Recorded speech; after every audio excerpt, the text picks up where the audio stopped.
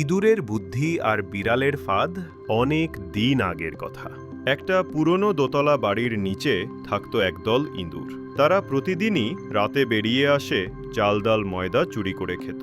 বাড়ির মালিক খুব চিন্তিত হয়ে পড়ল। শেষে ভাবল, এভাবে চললে তো সব খাবার শেষ। তাই সে বাজার থেকে নিয়ে এলো এক মোটা চতুর বিড়াল। নাম তার মিনি। মিনি বিড়াল আসতেই ইঁদুরদের ঘুম উড়ে গেল। যে বাড়িতে তারা এতদিন রাজত্ব করত, এখন সেখানে এক ফুসফুসে শত্রু। একে একে অনেক ইঁদুর মিনির থাবায় ধরা পড়ল। ইঁদুরদের স্বভাব ওসল। এখন আমরা কি করব? বুড়ো ইঁদুর বলল, আমাদের বাঁচতে হলে কোনো বুদ্ধি খাটাতে হবে। এক তরুণ ইঁদুর বলল, চলো একটা ঘণ্টা বাঁধি বিড়ালের গলায়, তাতে সে যখনই নড়বে টুংটাং শব্দ হবে, আমরা পালাতে পারবো। সবাই হাততালি দিল, চমৎকার চমৎকার।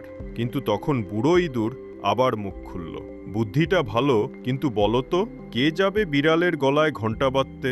সবাই চুপ, কেউই সামনে আসে না। কারণ সবাই জানে বিড়ালের কাছে গেলে প্রাণটাই যাবে। এইভাবে সভা ভেস্তে গেল। আর বিড়াল মিনি তখন কোণে বসে তাদের দিকে তাকিয়ে মুচকি হাসছে, যেন সবই জানে সে। কয়েকদিন পর এক চালাক ছোট ইঁদুর দেখল মিনি সারাদিনে খেয়ে ঘুমিয়ে থাকে।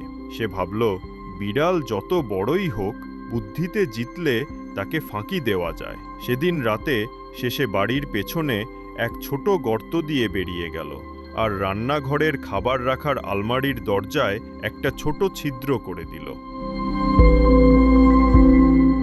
পরের দিন যখন মিনি ঘুমাচ্ছিল, সব ইঁদুর মিলে সেই ছিদ্র দিয়ে খাবার নিয়ে গেল। মিনি কিছুই টের পেল না। বিড়াল বুঝতে পারল শুধু শক্তি থাকলেই চলে না, বুদ্ধিও দরকার। আর ইঁদুররা শিখল, একসাথে পরিকল্পনা করে কাজ করলে বড় বিপদ থেকেও বাঁচা যায়।